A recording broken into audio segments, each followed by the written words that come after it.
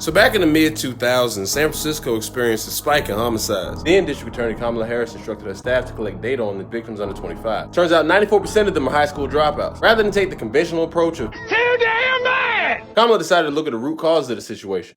She discovered in the school district that 5,500 students were designated chronically and habitually truant. Habitually truant is 10 to 19 days under skew. Chronically truant is 20 or more. Of that number, 2,400 were elementary school children who are in first, second, third, fourth grade, literally missing 60, 70, 80 days of a 180-day school year. Most of whom are black and brown. Following the status quo would have left them babies prime candidates for early grave or jail. No cap, the prison system and Grim Reaper be recruiting them kids like Coach K. Kamala instead took the road less traveled. In her research, she found 82% of U.S. prisoners are high school dropouts. Black male high school dropouts are more likely to be incarcerated or dead. Elementary school truants are 2 to 3 times more likely to be high school dropouts. Prior to third grade, children are learning how to read. Afterwards, they read and learn. Can't get to a third grade reading level if you're not in school. Meaning there's a direct link between public education and public safety. That's the task. How do you tackle it? She got social services to open up the floodgates, helping every struggling parent with everything from mental health to housing. No pretty Ricky, but she established a hotline parents can reach out to for added help. 415-701-STAY. Linked up with Dr. Nadine Burke-Harris, no relation, an authority on childhood trauma to address psychological challenges to children who live in traumatic conditions and how it affects the pedagogy, and dropped truancy by 23%. What she did not do was lock up poor mothers for their kids skipping school. Big cap to anything to the contrary. Her model was so successful, the state legislature used it for SB 1317, a social services and community support bill to combat statewide chronic and habitual truancy. Though truancy had been criminalized in California back in the 70s, it wasn't really definitive. The bill labeled as 10% of the school year missed unexcused. Unlike other truancy initiatives like OC GRIP that started in Orange County in 2008, 400 miles outside then SFDA Harris's jurisdiction,